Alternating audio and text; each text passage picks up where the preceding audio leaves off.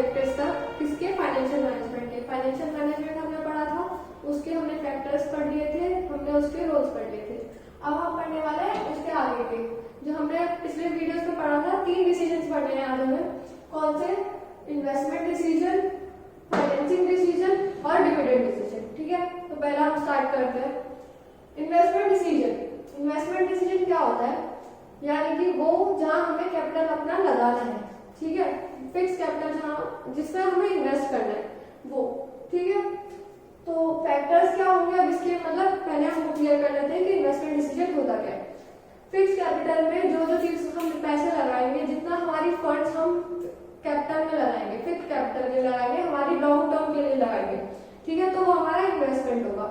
Investment पे हमें उससे जो प्रॉफिट आएगा, मतलब जितना रिटर्न आएगा, हमने पढ़ा था पिछले उसमें सारा प्रॉफिट्स और ऑब्जेक्टिव्स पढ़े थे हमने, ठीक है, तो वो हमारा इन्वेस्टमेंट डिसीजन हो जाएगा। अब इसके फैक्टर्स पढ़ लेते हैं हम आगे। पहला हमारा cash flow of project. Cash flow मतलब आउटफ्लो इनफ्लो, जैसे हमने फाइनेंशियल मैनेजमेंट के पढ़े थे, ये तो हमारे सेम रहने वाले हैं, ये कहीं नहीं जाने वाले हैं। एक्विजिशन, एलोकेशन, आउटफ्लो, इनफ्लो पूरे चैप्टर में कहीं नहीं जाने वाले, ठीक है। तो पहला हमारा है कैश फ्लो। अब इसमें क्या लिखा हुआ है? Some regular amount of cash flow always needed for fulfilling the day to day requirements. Day to day की रिक्वायरमेंट्स, फर्म में बहुत सारी चीजें ऐसी होती हैं जो हमें एक दिन में ही करनी होती है, लाइक तुरंत की तुरंत हमें करवानी होती है, ठीक है। उसके लिए हमें चाहिए होता है कुछ फंड्स, हमारा कुछ फ्लो कैश का चलता रहता है पूरे दिन में, कभी कुछ आ रहा है, कभी कुछ जा रहा है, उसका हमारा रेंट दे रहे हैं, कुछ भी दे रहे हैं वो, तो हमारा हो गया cash flow of project, investment में आ गया, ठीक है। तो वो हमारा डे टू डे जो दे रहे हैं हम अमाउंट, जो भी डे टू डे इन्वेस्टमेंट कर रहे हैं, वो हमारा इन्वेस्टमेंट डिसीजन का कैश फ्लो में हो गया। सेकंड पॉइंट है return on investment. Return of investment, अभी मैं बता रही थी कि जो भी हम इन्वेस्ट करेंगे तो उसका, हम इन्वेस्ट जो कर रहे हैं उसका रिटर्न जो हमें मिलेगा, और लॉन्ग टर्म के लिए कर रहे हैं तो लॉन्ग टर्म में जो भी इन्वेस्टमेंट कर रहे हैं उसका रिटर्न भी कुछ ना कुछ मिलेगा। कोई हम मशीनरी परचेज कर रहे हैं, मशीनरी हम लॉन्ग टर्म के लिए परचेज कर रहे हैं, तो मशीनरी परचेज करी है हमने, उसका वर्क होगा, उसका प्रोसेस होगा, उससे प्रोडक्ट बनेगा, प्रोडक्ट बनने के बाद हम उसे सेल करेंगे, उस प्रोडक्ट पे हमारा प्रॉफिट आएगा, तो वो रिटर्न में आएगा, प्रॉफिट आएगा, तो उसकी इनकम बढ़ेगी, ठीक है। तो वो हमारा हो गया रिटर्न ऑन इन्वेस्टमेंट। तीसरा पॉइंट, ये हमारा इन्वेस्टमेंट क्राइटेरिया। अब इन्वेस्टमेंट तो हम कर रहे हैं, क्राइटेरिया भी तो बनाएंगे, ठीक है। तो पहला हम देख रहे हैं इसमें इन्वेस्टमेंट का क्या पॉइंट लिखा हुआ है, देखते हैं। Availability of labour, machine etcetera also kind of investment. Machinery system हमारा जो अभी मैंने बताया परचेज करेंगे, लॉन्ग टर्म के लिए परचेज करेंगे, तो वो हमारा एक तरह से इन्वेस्टमेंट में आ जाएगा। लेबर के बिना कुछ नहीं होने वाला है, मशीनरी और लेबर का हमारा साथ होना चाहिए, मशीनरी के बिना लेबर नहीं है और लेबर के बिना मशीनरी कुछ नहीं है, ठीक है। उसके बाद तो हमारा इन्वेस्टमेंट में आ जाता है while making investment criteria it is must to compare all availability alternatives carefully. हमें लेबर, मशीनरी, जो भी हमारे फैक्ट्स होंगे, जो भी हमारी मशीनरी के साथ साथ मशीनरी टूल्स रखते हैं हमारे, और लेबर के साथ साथ हमें लेबर की वर्किंग देखनी पड़ती है, लेबर की इफेक्टिवनेस देखनी पड़ती है, ये चीजें हमारे पास अवेलेबिलिटी होनी चाहिए। लेबर चला गया तो हमारे पास दूसरा, हमारे पास कोई ना कोई होना चाहिए, तो वो हमारा इन्वेस्टमेंट क्राइटेरिया होगा, ठीक है। तो ये हमारे 3 फैक्टर्स अफेक्टिंग ये हो गए हैं। अब हम पढ़ रहे हैं आगे फाइनेंसिंग डिसीजन। सेकंड इसका डिसीजन है, तो फाइनेंसिंग डिसीजन क्या होता है? इन्वेस्टमेंट डिसीजन था, हमने इन्वेस्ट करा है। फाइनेंसिंग डिसीजन है हमारा, अब हम फर्म में उसको किस तरह मैनेज करें हमारे फंड्स को। तो financing decision from which source of finance और capital to be raised. Financing कहाँ से हमें पैसे लाने हैं, कहाँ से उन्हें बढ़ाना है। इन्वेस्टमेंट में हम रिटर्न की बात कर रहे थे, कैश फ्लो की बात कर रहे थे। फाइनेंसिंग में हमें उसे किस तरह और बढ़ाना है, उसको डबल ट्रिपल करना है, तो वो हमारा हो गया फाइनेंसिंग डिसीजन। अब फाइनेंसिंग 2 टाइप्स की होती है, डेट्स और इक्विटीज। ओनर्स फंड हमारा होगा इक्विटी और बोरोड फंड होगा हमारा डेट, ठीक है। तो ओनर्स फंड क्या होता है? Share capital, retain earnings. Share capital हमारी इक्विटी हो गई, रिटेन अर्निंग्स तो वो हम डिविडेंड में पढ़ेंगे।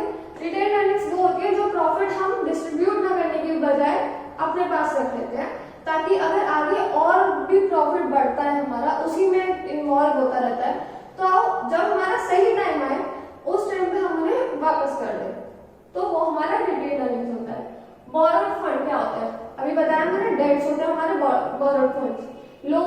बॉन्ड्स, जितने भी टाइप के ये होते हैं डेट्स बॉन्ड्स, तो ये हमारे बोरोड फंड्स में आएंगे। ठीक है, अब आते हैं हमारे इसके फैक्टर। यहाँ हमने पढ़े थे cash flow, investment criteria, return. तो अब हमारा इसमें भी सेम पॉइंट आएंगे, ये कुछ कहीं नहीं जाने वाले, जैसे मैं पहले बता चुकी हूँ। तो अब इसमें देखते हैं पहला क्या है, कॉस्ट। कॉस्ट हमारी मिनिमम लगानी है, हम कॉस्ट मिनिमम लगाएंगे तो वो हमारा इंक्रीज होता जाएगा। कम पैसे लगा रहे हैं तो वो हमारा उस पर डिपेंड करता है कि उस पैसे को हम कितना रेज कर सकते हैं, कम से कम पैसे से हम कितना डबल ट्रिपल अर्न कर सकते हैं, वो हमारा फाइनेंस में आ गया। Second, risk. बहुत कम रिस्क भी हो सकता है, बहुत ज्यादा रिस्क भी हो सकता है, तो वो हमें फॉलो करते हुए चलना पड़ता है। बोरोड फंड्स में कम ज्यादा रिस्क होता है, जो डेट्स होते हैं, क्योंकि कई बार क्या होता है लोग लोन ले लेते हैं, डेट्स ले लेते हैं, वो पूरे नहीं कर पाते हैं, तो उन पे रिस्क ज्यादा रहता है कि नहीं दे पा रहे हैं, उनका कुछ भी बिल्डिंग जो भी एसेट होता है उनके सीज कर दिए जाते हैं।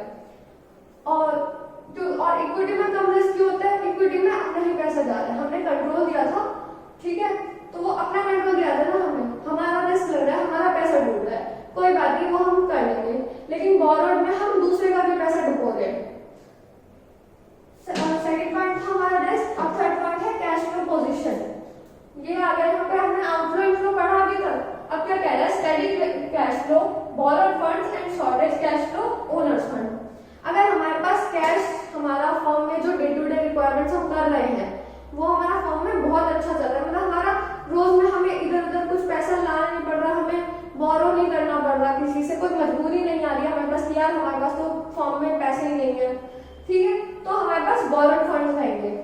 और अगर हमारे पास कैश फ्लो कम है, मतलब पैसा हमारी कंपनी में डे टू डे रिक्वायरमेंट्स के लिए कम है, तो हमें ओनर फंड लेना चाहिए, यानी कि इक्विटी लेना चाहिए।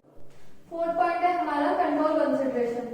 कंट्रोल का मतलब होता है कि हमें कंट्रोल कितना रखना है।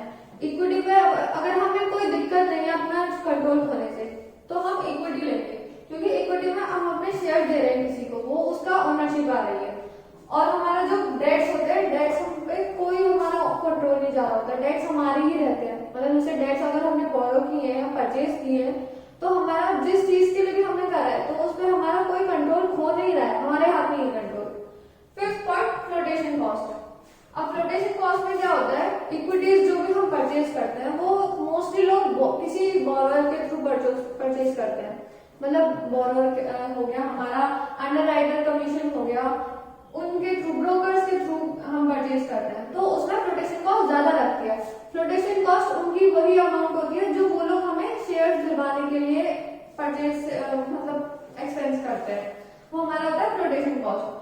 तो सिक्योरिटीज, यानी कि हमारा सिक्योरिटीज, हम यहाँ पे डेट्स की बात कर रहे हैं, तो डेट्स में हमारा कम फ्लोटेशन कॉस्ट रहता है और इक्विटी में हमारा ज्यादा रहता है, तो हमें जहां फ्लोटेशन कॉस्ट कम लगेगी हमें वहां इन्वेस्ट करना है, तो हमें डेट्स में इन्वेस्ट करना चाहिए। फिर सिक्स पॉइंट है हमारा फिक्स्ड ऑपरेटिंग कॉस्ट। अब ऑपरेटिंग कॉस्ट क्या होता है, ऑपरेटिंग कॉस्ट यानी कि जो हम यहाँ पे बात कर रहे थे ना, डे टू डे रिक्वायरमेंट्स की, जो भी हम उनको मैनेज कर रहे हैं, तो वो हमारा ऑपरेटिंग कॉस्ट में आएगा। जो भी कैपिटल हमें डे टू डे रिक्वायरमेंट्स के लिए फुलफिल करने के लिए चाहिए, वो हमारा होता है ऑपरेटिंग कॉस्ट। अब क्या होता है, ओनर्स फंड में ना, यानी इक्विटी में हमारा फिक्स्ड एक रहता है, ऑपरेटिंग कॉस्ट हमारा थोड़ा फिक्स रहता है ओनर्स में, लेकिन बोरोड में नहीं रहता। बोरोड में हमारा इंटरेस्ट बढ़ता जाता है ना, जैसे जैसे टाइम बढ़ता जाता है वैसे इंटरेस्ट बढ़ता रहता है, और ओनर्स में हमारा हाई रहता है और बोरोड में लो, ठीक है। सेवन पॉइंट हमारा स्टेट ऑफ कैपिटल मार्केट। अब मार्केट कैसी चल रही है, शेयर मार्केट कैसी चल रही है, सेबी, बीएसई जो भी हम पढ़ते हैं, नेशनल स्टॉक एक्सचेंज, वो हमारा कैसे चल रहा है।